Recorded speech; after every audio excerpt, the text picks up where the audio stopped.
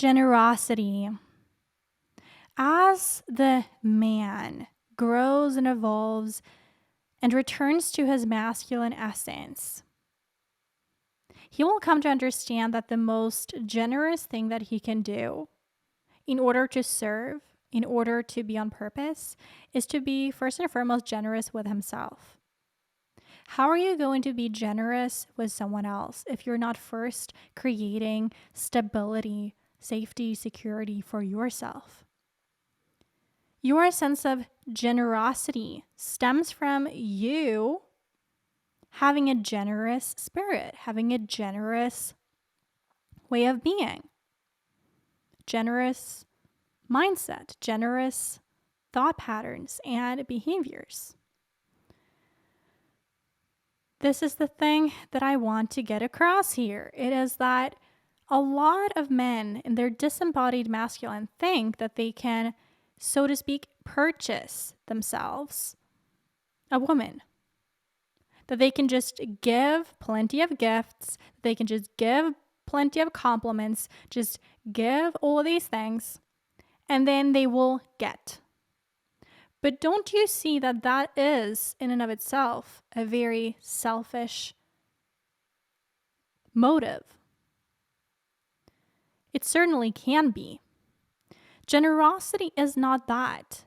Generosity comes from that place of abundance, that place of knowing that you already have yourself covered, right? And that you can willingly give beyond yourself with intention, with love, with no need to get in return. That is generosity. In fact, let me search up what it actually means. Generosity. The quality of being kind and generous. The quality or fact of being plentiful or large.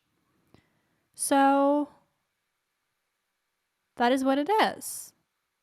It's tapping into that sense of plentifulness. But I want to get across here that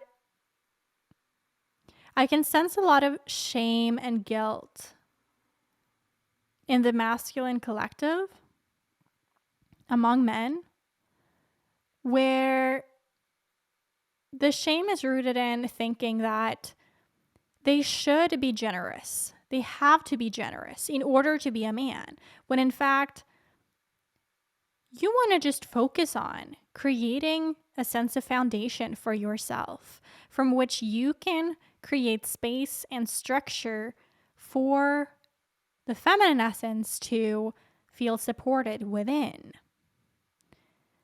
You see, the feminine essence can easily pick up on whether someone is being generous as a form of manipulation or whether the generosity comes from a wholehearted place. I talk a lot about wholehearted love within the Bloom season of the Bloom Beyond Perfectionism program, and that is when you are returning so much so into your own worthiness, where you know thyself, where you're able to return to your worthiness and thus feel worthy of playfulness, of joy, of intuition, right? Of guiding your life from those things. And then consciously create from a place of wholehearted love. And you can consciously create a relationship. You can consciously create a project, a business.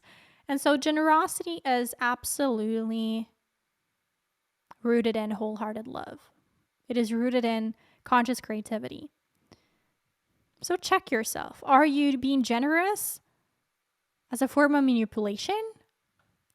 Or are you being generous from a wholehearted place where it comes from abundance, plentifulness, and where it doesn't really matter whether someone returns it or not? That is love. That is love. So I'm here for you to support you in your journey to generosity, to embody generosity, where you can show it not just through or merely through gifts and compliments, the more, apparent generosity, but where you have a generous spirit, where it just comes through you, where the sunflower bloomer, boss bloomer shines through you, where your light shines through you, through your generous energy. It's an energy more than anything. And that energy can be brought into all it is that you do.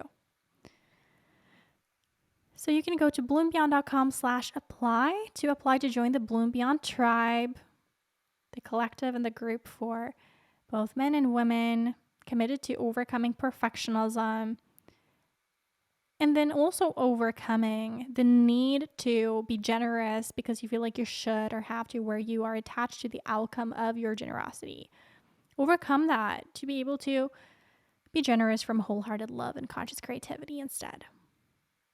You get a free monthly cohort in the group to be around me and all the other sunflowers and bloomers, and I'll be coaching you. I'll be coaching you back home to that sense of generosity. So go to bloombeyond.com/apply to apply, and I might see you on the other side. Stay bright, brave, and balanced.